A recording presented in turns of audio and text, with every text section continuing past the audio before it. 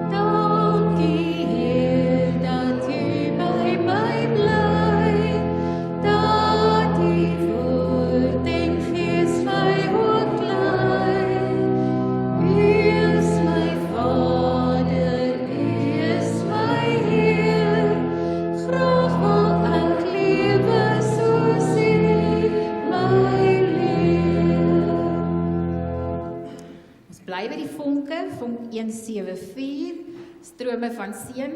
Ek sal altyd aan Dominee Piet dink as ek die liedjie hoor, so ek seker Dominee Piet en oom Jannie sing daarbo in die hemel saam met ons. Vonk 174 en ons sing vers 1, 2 en 4.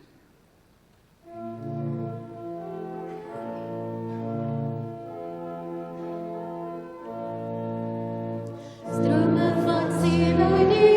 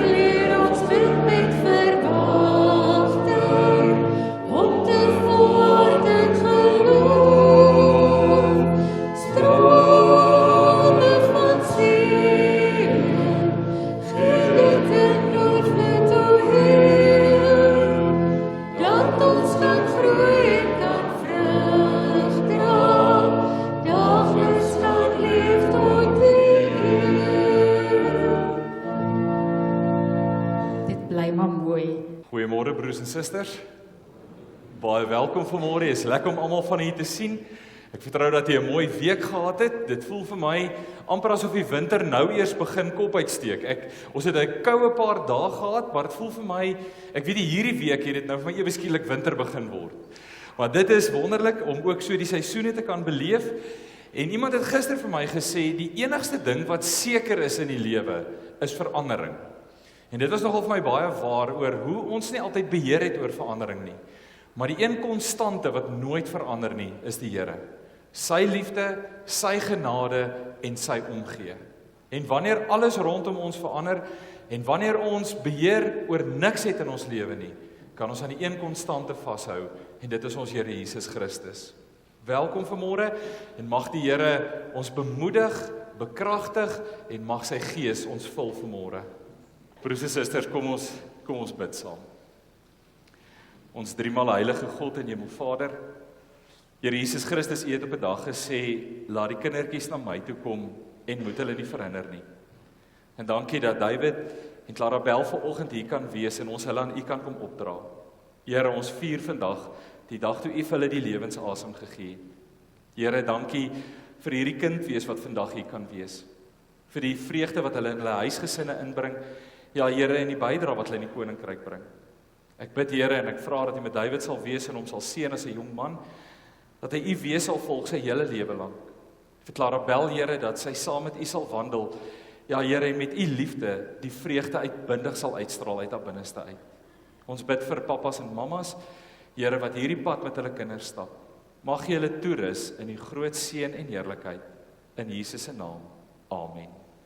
Dankie julle twee, ek waardeer dit. Sterkte.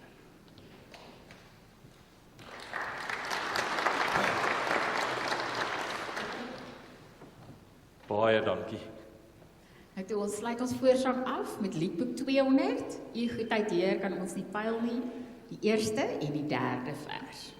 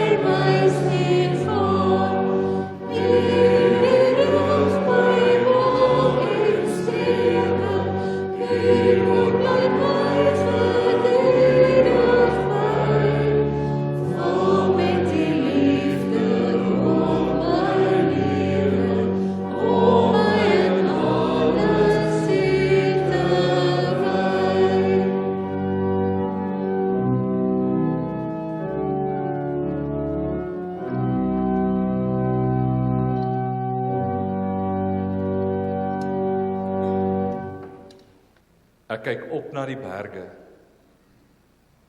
Waarvandaan sal daar vir my hulp kom? Here, wanneer ons mekaar groet op 'n oggend soos hierdie en ons sien mekaar voor die tyd by die kerk of by die konsistorie of waar dit ook al mag wees, dan vra ons vir mekaar, hoe gaan dit? En Here, so half outomaties sê ons altyd vir mekaar, dit gaan goed. Maar Here, ons weet vanmôre dit gaan nie altyd goed nie. Here, dit gaan partykeer baie sleg. En ons steek dit partykeer vir die wêreld weg en ons dra ons eie kommers en ons eie harte, ons eie vrese diep in ons harte. Here, partykeer is dit so diep dat ons nie eers ons huweliksmaat daarvan vertel nie, nie ons kinders nie en ook nie ons ouers nie. En daarom wil ons vanmôre na U toe kom. Want Here, ons wil dit vir U vertel. Ons wil vanmôre na U toe kom, Here, met elke stukkie vrees en elke stukkie kommer en elke stukkie onsekerheid wat in ons hart is, alles wat ons bedreig en Here, wat ons laat wakker lê in die aande, wat ons tot trane dryf, wat ons partykeer die naar gevoel op die maag gee, wil ons na U toe bring vanoggend. Sien ons raak, Here. Loop ons vanmôre raak. Want partykeer kyk ons op na die berge, Here, en ons raak bekommerd. Want waar sal ons hulp vandaan kom? En vandag vertrou ons nie op konings en prinse nie. Ons vertrou vanmôre op U. Want ons hulp kom van die Here wat hemel en aarde gemaak het. Amen. Broers en susters, die Here groet u vanmôre en sê vir u genade en vrede vir julle van God ons Vader, deur die liefde van ons Here Jesus Christus en deur die gemeenskap van die Heilige Gees. Amen. Kom ons sing 'n wonderlike psalm saam vanoggend. En dis Psalm 146 en ons sing daarvan vers 1 en vers 6. Prys die Here, loof en prys hom. Dan vers 6, hy sal altyd trou aan ons Here bly. Kom ons staan lied 146, Psalm 146 vers 1 en 6.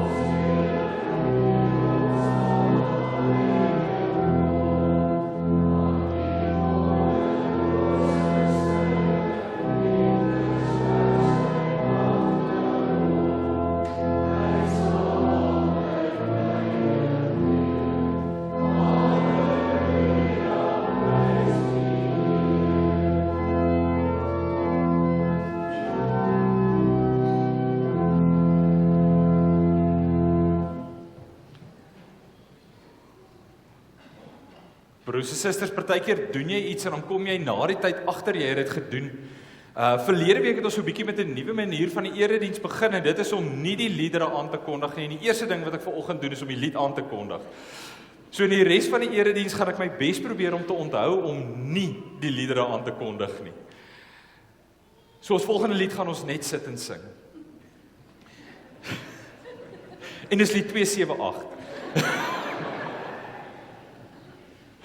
Broers en susters, ons het nou net die lof en die eer van die Here besing.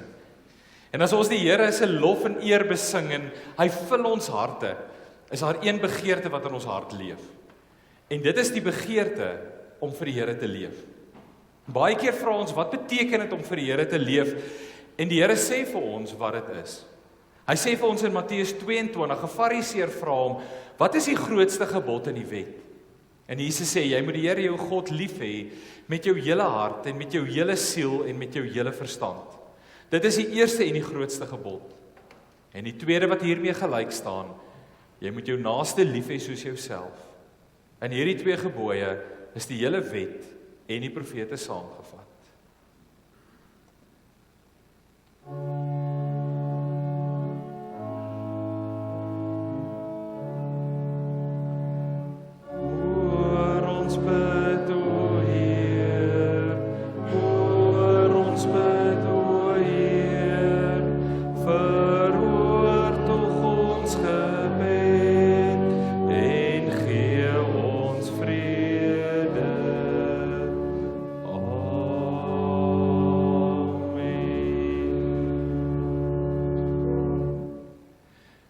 Susters, jy kan die Bybels oopmaak.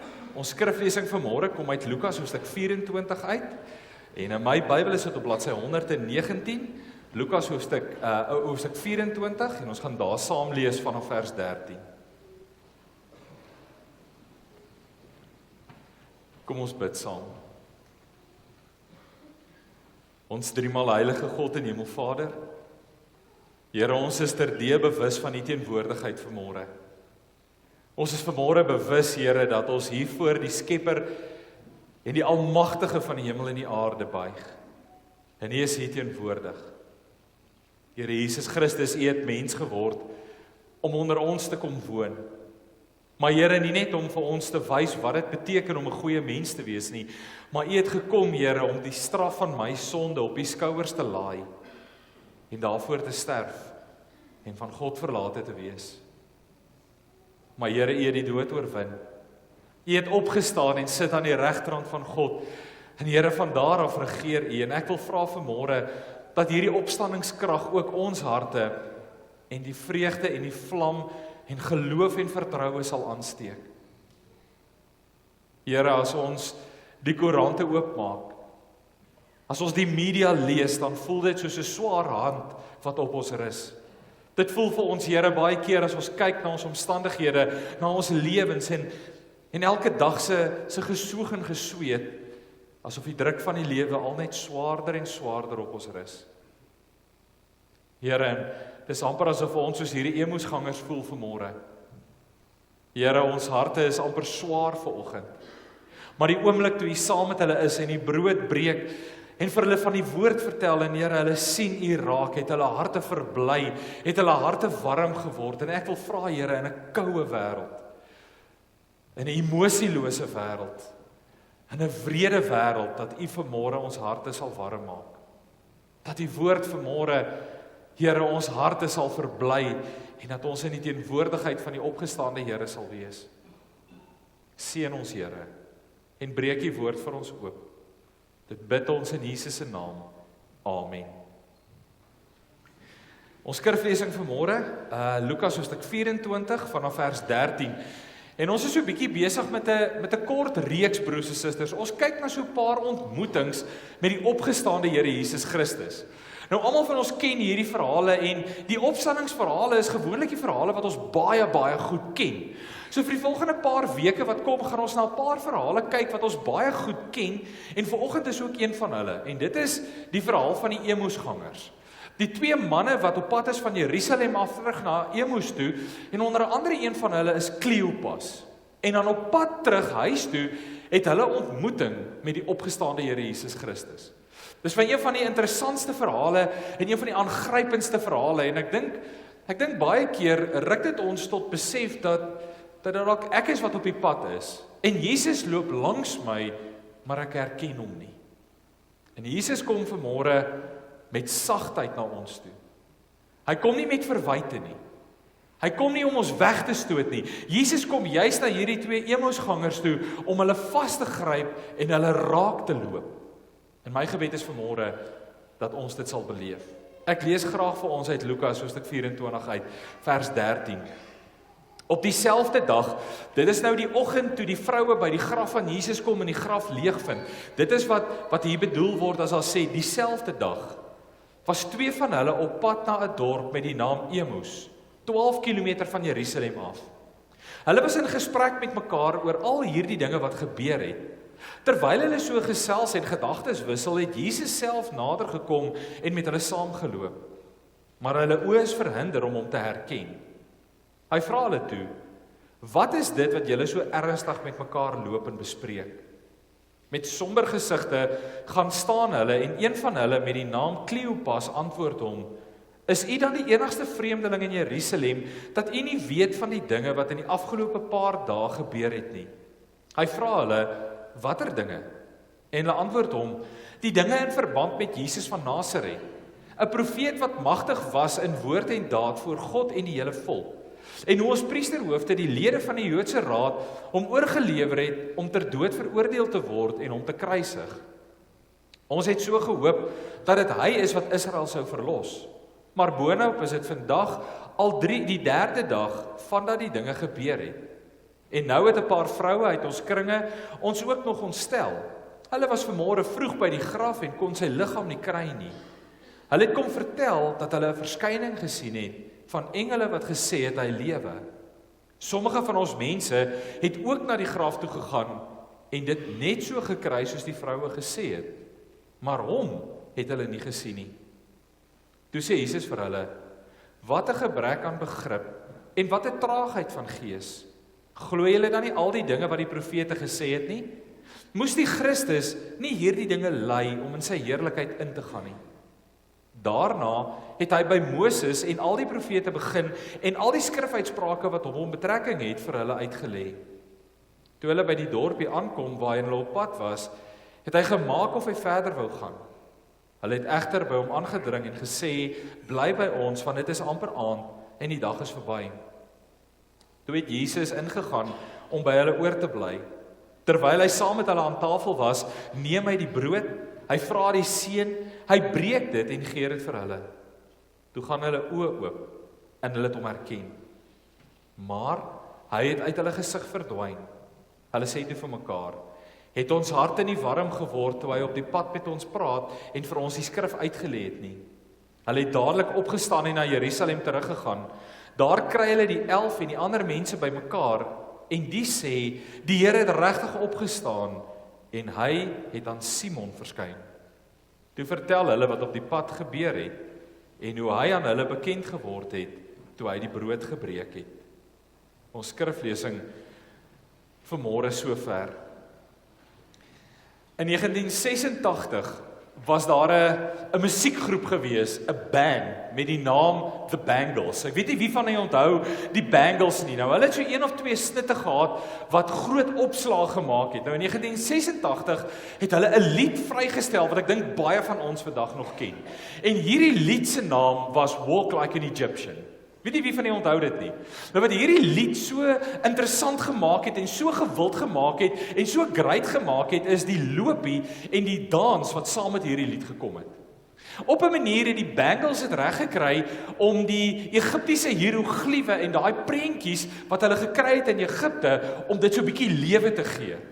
En kort voor lank het dit soos 'n veldbrand oor die wêreld versprei en almal het the Walk of the Egyptian gedoen. Nog baie keer by partytjies en by sokkies word hierdie liedjie gespeel en kinders vandag nog dans soos Egiptiese hieroglife wanneer hulle hierdie liedjie hoor. Net interessant, op Spotify alleen het meer as 342 miljoen mense al na hierdie liedjie geluister en die video gekyk. 'n paar jaar gelede lees ek 'n baie interessante studie, juis oor loop. Nou die studie maak die gevolgtrekking en die bewering dat jy baie van 'n mens kan aflei van die manier hoe hy of sy loop. As jy na iemand se loop kyk en jy ontleed dit, kan jy baie van daardie persoon se karakter in die loop aflei. Dis wat die studie beweer. En ek het gedink, daar's baie waarheid daaraan. Want die Bybel praat ook daarvan, hy sê, 'n boom word aan sy vrugte geken. 'n Mens word aan sy loop in die lewe geken. Nie noodwendig of jy regop loop en vinnig loop of stadig loop of jou skouers 'n bietjie hang nie, maar hoe jy loop en waar jy loop, dis hoe 'n boom aan sy vrugte geken word. En daarom, broers en susters, wil ek vanmôre sê, aan die hand van die woord, dit gaan nie net oor hoe jy loop nie. Dit gaan oor saam met wie jy in hierdie lewe loop. Dit is nie net belangrik waarheen jy op pad is en of jy baie doelgerig loop in die lewe en of jy baie selfversekerd lyk nie. In hierdie lewe is dit baie belangriker saam met wie jy loop. En dit bring ons by ons verhaal vanmôre van die 2 Emmausgangers. En dis 'n verhaal wat my al baie laat nadink het. Dis 'n verhaal wat ek al baie keer gelees het en gedink het, maar hoe is dit moontlik? Want jy sien, hierdie 2 manne loop saam met Jesus, maar hulle herken hom nie. Hy praat met hulle sien hom, maar om een of ander rede registreer dit nie in hulle breine dat dit Jesus is wat saam met hulle loop nie. En daarom gaan ons vanmôre hierna kyk. Saam met wie loop jy? Of besef jy wie loop saam met jou? Want 4 dinge is belangrik. Sommige mense in hierdie lewe praat oor Jesus, maar hulle ken hom glad nie. Tweedens, sommige mense ken die Bybel, maar hulle glo dit nie. Derdens, sommige mense praat met Jesus, maar sien hom nie.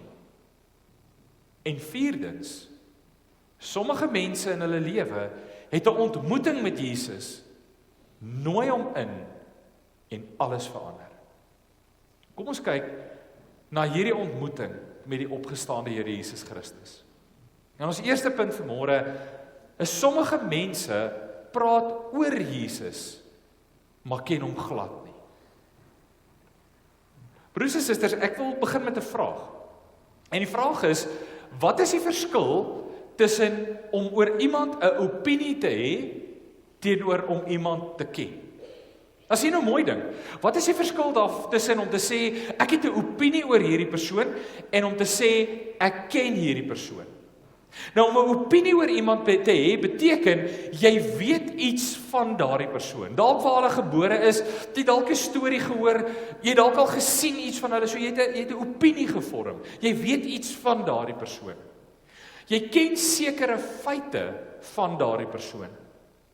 Jy vorm 'n oordeel oor daai persoon, en partykeer positief en partykeer negatief. En dan vierdens, meeste van jou kennis van daardie persoon is indirekte kennis. Dis 'n opinie.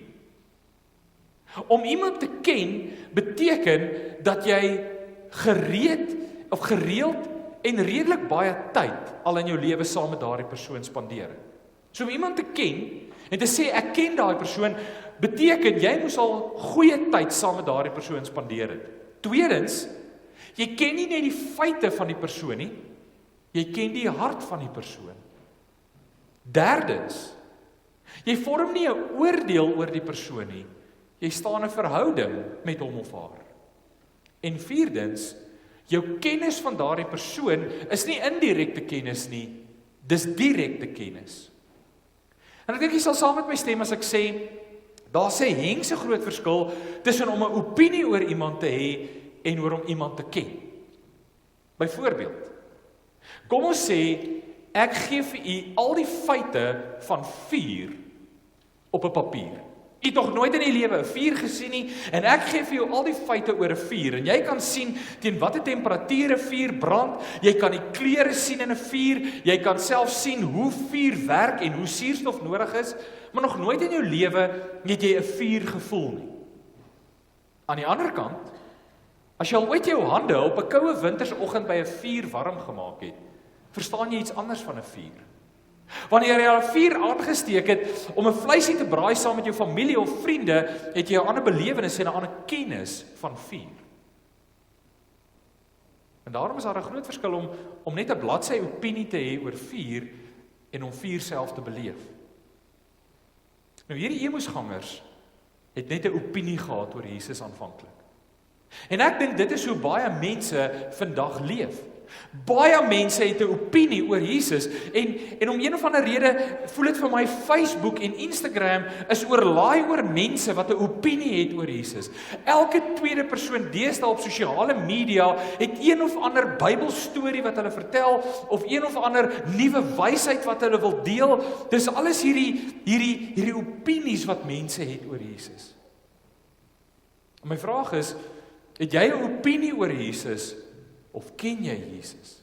Want hoor hoe gaan dit met hierdie emosgangers? Hulle stap saam met Jesus. En dan lees ons in vers 15. Hy sê, terwyl hulle so gesels het en gedagtes gewissel het. So dit sê vir ons dat hierdie twee emosgangers iets geweet het van Jesus. Hulle het 'n paar feite oor hom gehad. Hulle het geweet hy's in Bethlehem gebore. Hulle het geweet hy het in Nasaret groot geword. Hulle het dalk van sy wonderwerke gesien, dalk van hulle het gehoor. Hulle het gehoor hy's gekruisig. Hulle het gaan kyk na wat gebeur en so het hulle 'n klomp gedagtes oor Jesus gehad. Maar die vraag is, het hulle hom geken? Dan lees ons net in die volgende verse, die volgende in vers 17. Jesus vra hulle, waaroor praat julle met mekaar? En dan sê die woord, met somber gesigte. Met moedelose gesigte het hulle hom geantwoord. Nou broers en susters, as jy die opgestaande Here Jesus Christus in jou midde het, is my vraag, hoe kan jy met 'n somber gesig rondloop? As jy die opgestaande Here Jesus Christus in jou midde het, hoe kan jy met 'n somber gesig rondloop? Hoor wie is hierdie Jesus? Ons het dit laasweek gelees, sy kleed het gehang, sy hare was wit soos sneeu, wit soos wol, sy oë soos vuur, sy voete soos geel koper, sy stem soos die gedruis van 'n watermassa. Hoe loop jy met 'n somber gesig rond as jy hierdie Jesus ken? Dan gaan hulle aan. Hulle sê hier in vers 19, hulle antwoord hom, hulle sê, die dinge in verband met Jesus van Nasaret, 'n profeet wat magtig was. Hulle praat met Jesus of van Jesus in die verlede tyd, asof hy nie deel is van hulle lewe nie. En dit sê vir my, dat hierdie twee emosgangers het 'n opinie oor Jesus gehad. Hulle het hom nie geken nie. En my vraag is vanmôre, ken jy die opgestaande Here Jesus Christus? Ken jy Jesus Christus as die een wat die dood oorwin het? Die een wat op die troon in die hemel sit en heers oor alles en almal? Loop jy in jou lewe saam met daardie Jesus? Nie net met 'n klomp kennis nie, maar met persoonlike kennis en verhouding met Jesus Christus. Net interessant, hoor wat doen Jesus? Jesus gaan loop hulle raak. Hierdie twee emosgangers is op pad terug van Jerusalem af. Nou wat gebeur het is, dis net nadat Jesus gekruisig is. Heel moontlik bly Kleopas in Emus. En hulle is op pad, vir 3 dae was hulle in Jerusalem gewees, hulle het so 'n bietjie die Paasfees gaan vier, deelgeneem aan die Pasga, hulle het gaan kyk na hierdie Jesus wat gekruisig word, en nou stap hulle moedeloos terug, Emus toe. Hulle is moedeloos, want Jesus was nie wie hulle verwag het hy gaan wees nie, en dan loop Jesus Christus hulle raak. Die gelykenis van die verlore skaap, gaan doen Jesus prakties in Lukas 24. Jy ken die verhaal. 'n Boer het 100 skape. Een van hulle loop weg. Hy los die 99, hy gaan soek die een. Dis hoekom hy agter hierdie emosgangers aanloop. Want Jesus gaan soek die skaap wat moedeloos terugkeer. My vraag is, het jy 'n opinie oor Jesus of ken jy hom persoonlik? Ken jy sy krag? Tweedens, sommige mense ken die Bybel, maar hulle glo dit nie. Sommige mense ken die Bybel, maar hulle glo dit nie. Kortliks, wat is die verskil tussen ken en glo? Nou broers en susters, ek ken mense wat 'n ongelooflike kennis van die Bybel het. Hulle kan al die Bybelboeke presies in volgorde agter mekaar sê. As jy vir hulle vra, kan hulle vir jou die datums en die name so uit hulle kop uit opnoem, asof hulle 'n ensiklopedie is. Hulle kan vir jou al die verhale van Jesus vertel. Hulle haal verse uit die Bybel uit aan, en dit sien ons baie. Mense haal verse aan en dis indrukwekkend. Hulle stuur vir jou teologiese beredenerings en dis 'n vers hier en 'n vers daar, en jy dink hierdie ou ken sy Bybel. Die vraag is, glo jy die Bybel? Stefan Joubert het 'n uitdrukking, en ek het dit 'n paar keer genoem. Hy het eendag in 'n gesprek vir iemand gesê, hou op daarop om op die Bybel te staan. Klim af en lees hom en leef hom. Want baie keer sê ons, ek staan op die woord van God. Maar ek glo dit nie. Want wat is glo? Glo is om te vertrou in dit wat hierin staan. Ek is jou herder. Om te glo is om te vertrou sonder dat jy weet hoekom. Om te glo is om te gehoorsaam. Dis wat glo is. En dit is wat Jesus hiermee praat oor die twee emosgangers. Want jy sien, hulle het die Bybel geken. Heel moontlik beter as wat een ek het ken. Hulle het die profete geken, hulle het die wette geken, hulle het alles van die woord geken. Maar hulle het dit nie geglo nie. En Jesus sê dit vir hulle. Hy sê vir hulle, toe hulle met hom praat, sê vir hulle in vers 25, wat 'n gebrek aan begrip en wat 'n traagheid van gees. Glo julle dan nie al die dinge wat die profete gesê het nie? Met ander woorde, Jesus weet dat hulle die woord ken. Hulle ken die geskrifte, hulle ken die voorspellings van die profete, maar die vervulling van hierdie profete loop langs hulle, maar hulle sien hom nie raak nie. Wees versigtig vir mense wat te veel teksgedeeltes somme net aanhaal. Want dit is populêr in ons samelewing vandag. Daai ou ken sy Bybel, hoor hoe haal hy die verse aan. Twee emosgangers het dit nog beter geken. Ek is seker hulle kan vir jou die verse so een na die ander opnoem, maar broers en susters, hulle het geen idee gehad van waaroor hierdie verse gaan nie. Dan gebeur 'n interessante ding. In vers 27, Jesus het by Moses en al die profete begin. Jesus begin met hulle praat. En dan sê hy het al die skrifuitsprake wat op hom betrekking het vir hulle uitgelê. Ewe skielik, uit die bladsye van die profete begin die lewende Jesus leef vir hulle. Ewe skielik begin die prentjie van Jesus in die Ou Testament vir hulle uitstaan. En dan lees ons later wat hulle sê, het ons harte nie warm geword toe ons Jesus raak sien nie. Want jy kan die Bybel lees. Broers en susters, daar's baie mense wat die Bybel lees. Baie mense wat elke dag getrou die woord van God lees, ten minste een keer 'n jaar die Bybel deurlees, wat dit verslind meer as kos. Maar hulle glo dit nie. Daar's 'n fliek, ek weet nie wie van julle het ooit die reeks gekyk van The Godfather nie. Nou, The Godfather het 3 afdelings, of drie flieks, en in nommer 3 kom Don Corleone. Don Corleone is die hoof van die maffia. Nou, hulle doen gruwelooslike dinge. Jy kan alles dink wat die maffia doen, maar om een of ander rede, die maffia-lede het altyd hierdie verskriklike liefde vir die Rooms-Katolieke Kerk. Dit voel amper asof die Here die enigste stukkie stabiliteit in hulle lewe is, en daaraan heg hulle ongelooflik waarde. En dis die een plek in hulle lewe waar jy nie moet sukkel nie en waar dit nie korrup moet gaan nie. En eendag kom Don Corleone by een van die kardinale, kardinaal Lamberto. En hy gaan praat met die kardinaal en hy sê vir die kardinaal, hy verstaan een ding nie. Hoe is dit dat die kerk so korrup geword het? Hoe is dit dat die kardinale van hierdie kerk so korrup geword het en eiesinnig? En dan vat kardinaal Lamberto vir Don Corleone so na 'n stroompie net buite die kathedraal. Stroompie loop so, dan haal hy 'n klip uit. En dan sê hy vir Don Corleone, wat sien jy? Dan sê hy, joh, hierdie klip is sopnat. En dan vra hy van hoe lank lê hierdie klip al in hierdie stroom? Dan sê hy, nee, duisende jare. En dan vat die kardinaal die klip, en hy slaan op 'n ander klip, en hy breek hom oop, en hy sê vir hom, wat sien jy binne? Hy sê, die klip is kurkdroog. Dan sê hy, dis waar. Hierdie klip lê al vir duisende jare in die water. Hy sop nat aan die buitekant, maar kurkdroog aan die binnekant, want niks van die water het in sy hart ingegaan nie. En daarom is my vraag, ken jy die Bybel of glo jy die Bybel?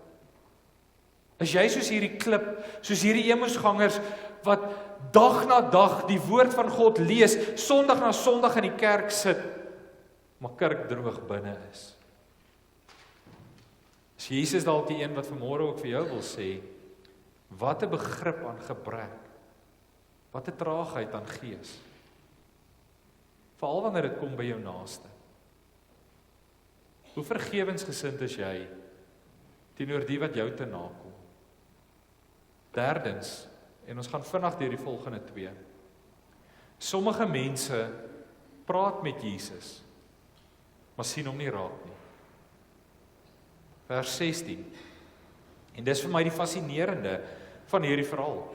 Hierdie 2 Emmausgangers ken Jesus, hulle weet wie hy is, en hy loop met hulle in praat, maar dan staan hier, maar hulle oë is verhinder om hom te sien. Nou hier staan nie God het hulle oë blind gemaak nie, hier staan dat hulle oë verblind was om hom te sien, want hulle was so besig met hulle eie goed.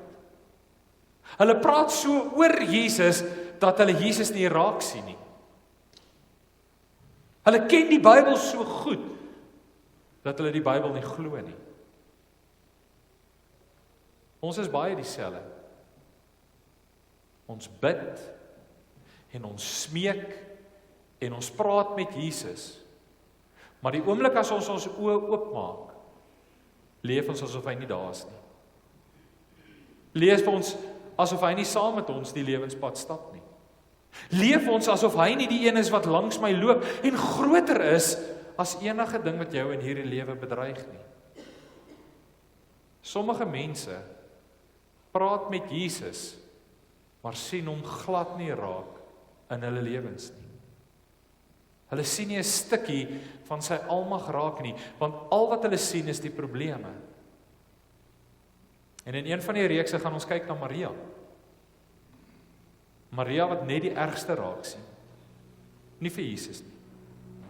En dis hierdie Emmausgangers. Hulle praat met die opgestaande Here, maar hulle sien hom nie langs, hulle loop nie.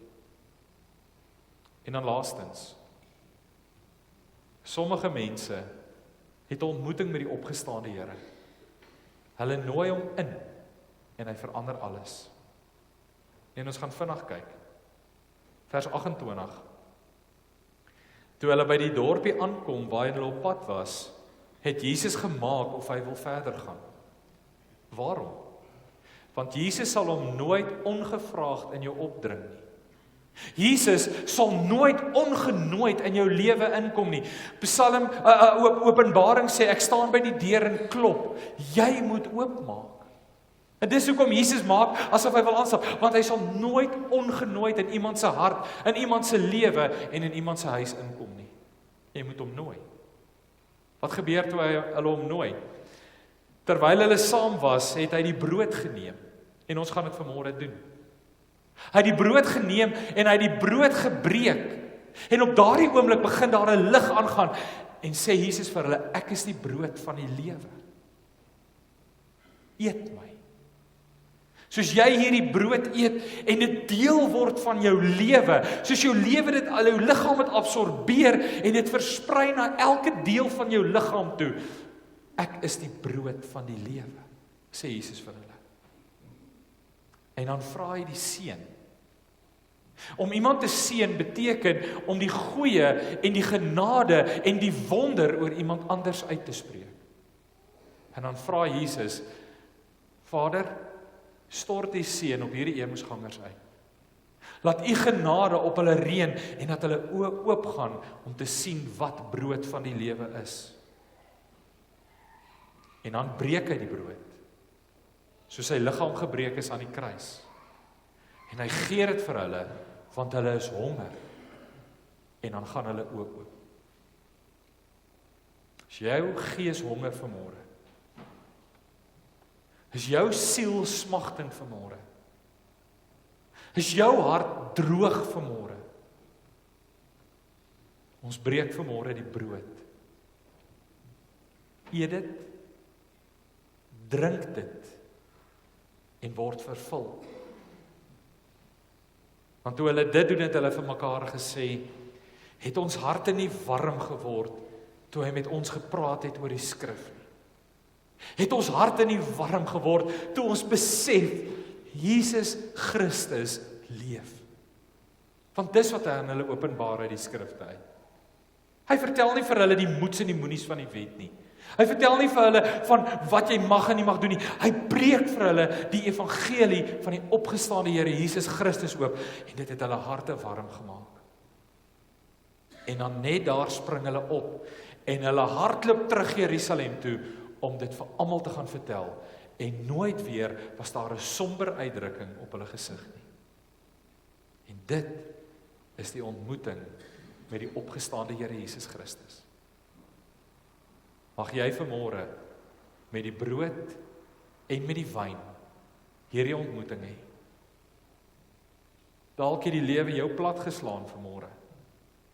Dalk het jy hier ingekom met 'n somber hart en 'n somber gesig, 'n moedelose gees en 'n uitgeputte siel. Kom deel vanmôre in die breek van die brood. Kom deel vanmôre in die bloed wat vergiet is vir jou. Kom raak as te ware vanmôre aan die opgestaande Here Jesus Christus. Hy leef. Amen. Kom ons bid saam.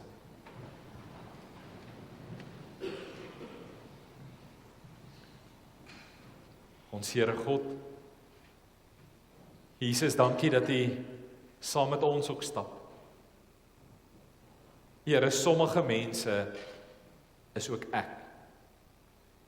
Sommige mense praat met U, maar het net 'n opinie en ken U nie, en ek wil vra, help my dat ek U kan ken vanmôre. Dat ek deur hierdie brood en wyn, Here, 'n ontmoeting met U kan hê, dat ek U sal beleef as die lewende brood. Here, partykeer ken ek die Bybel, maar ek glo dit nie. Veral as die lewe se donderwolke saampak en my beangs maak en my bedreig. Help my dat ek vanmôre aan hierdie brood kan vat en kan voel U is die lewende God, U het opgestaan. Soms praat ek met U, Here, maar ek sien U nie raak nie, want ek kyk nie. Help my vanmôre deur hierdie brood en wyn om te sien U sit langs my. Here, en waar ek nie meer kan loop nie, dra U my. En Here, daarom maak ek vanmôre my hart oop. En ek nooi Jesus Christus, kom in asseblief. Dalk het ek hier buite geplaas, dalk het ek hier nog nooit ingelaat nie. Here, ek maak vanmôre my hart oop en nooi U in. Kom en verander my. Kom en verander alles in my lewe. Amen.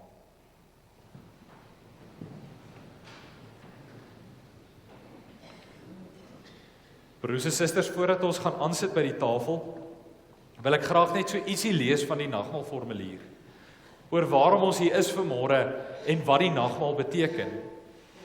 Die Here Jesus Christus het self die nagmaal ingestel. 3 dae voordat ons gelees het wat ons vanmôre gelees het. 3 dae voordat die Emmausgangers teruggestap het, het Jesus die nagmaal ingestel. En daarvan getuig Paulus as hy sê, ek het van die Here ontvang wat ek ook aan julle oorgelewer het. Die Here het in die nag waarin hy oorgelewer is, brood geneem. En nadat hy God daarvoor gedank het, het hy dit gebreek en gesê, ek is die brood van die lewe.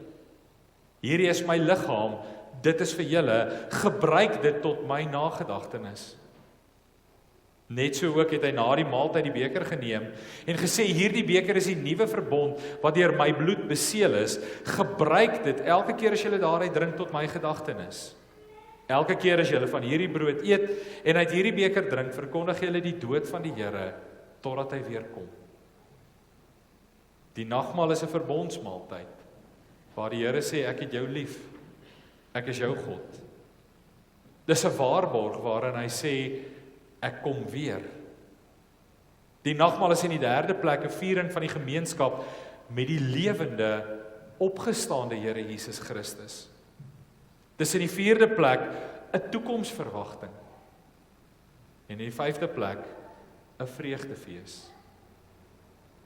Ek wil nou vra dat die tafel vir ons in gereedheid gebring word, en dat ons net so sal sit, en as voorbereiding, 'n lied uit ons hart uit aan die Here sal bring.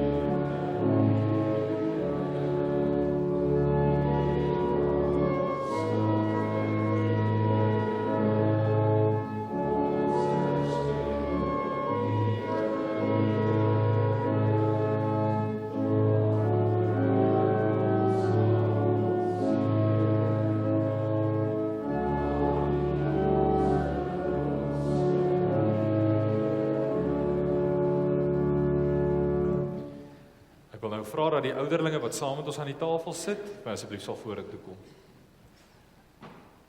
Broers en susters, eerstens vanmôre, enige gaste wat vanmôre by ons kuier, ons wil u graag uitnooi om vanmôre saam met ons die nagmaal te vier. As u die vrymoedigheid het om in u gemeente en in die kerk die nagmaal te vier en te gebruik, is u baie welkom om vanmôre saam met ons die nagmaal te vier.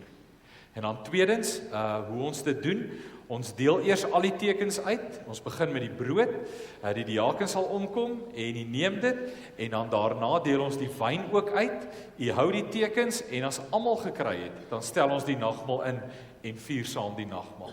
Baie dankie. Kom ons bid saam. Ons Here God, Here, daar's 'n opgewondenheid vanmôre in ons harte as ons die brood en die wyn in ons hande vashou. Ja, Here, en vir 'n oomblik kan dink wat dit beteken. Hierdie viering, Here, van U wat U lewe vir ons afgelê het, maar Here ook dat U vir ons die dood oorwin het en dat U die opgestaande Here Jesus Christus is. Here, dankie dat ons vanmôre deur hierdie tekens weer 'n ontmoeting met U kan hê en herinner kan word dat U by ons is en dat U saam met ons loop. Here, ek wil vra dat as ons oë begin het om dof te word, om U raak te sien, as ons harte so swaar begin word het, dat ons vergeet het U is by ons, mag hierdie brood en hierdie wyn vanmôre weer ons oë verhelder. Mag dit die wolke wat in ons hart is, laat verdwyn, en laat die lig van U, Here, ons bestraal vanmôre.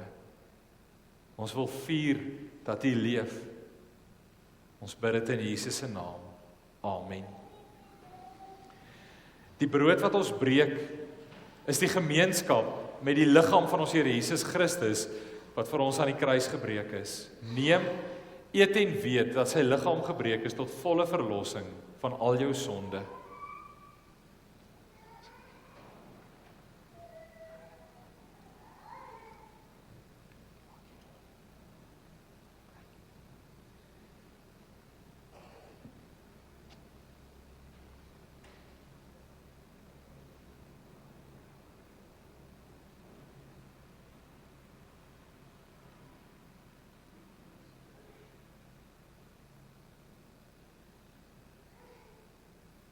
Die wyn wat ons drink, is die gemeenskap met die lewende Here Jesus Christus. Met sy bloed wat gevloei het, tot volle en volkome verlossing van al ons sonde. Neem, drink en weet dat sy bloed gevloei het vir jou.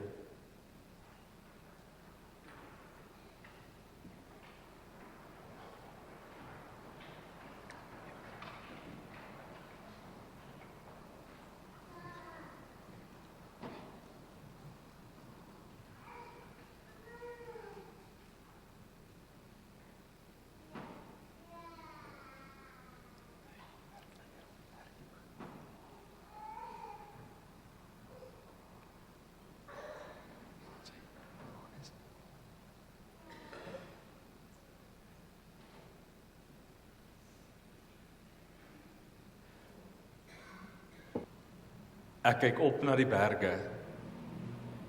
Ek weet waar my hulp vandaan kom. My hulp kom van die Here wat hemel en aarde gemaak het. My hulp kom van die opgestaande Here Jesus Christus. Amen. Bring aan die volke die boodskap van hoop en bevryding. So sê die Here, verkondig dit al verder. In die verhaal wat ons vanmôre gelees het, die oomblik toe Jesus by die Emmausgangers tuis gegaan het, het hulle teruggegaan Jerusalem toe en hulle die boodskap van die opgestande Here Jesus gaan verkondig. Mag ons vanmôre hier uitgaan en mag ons sy lig leef, sodat die wêreld hom deur ons kan leer ken. Kom ons sing lied 486.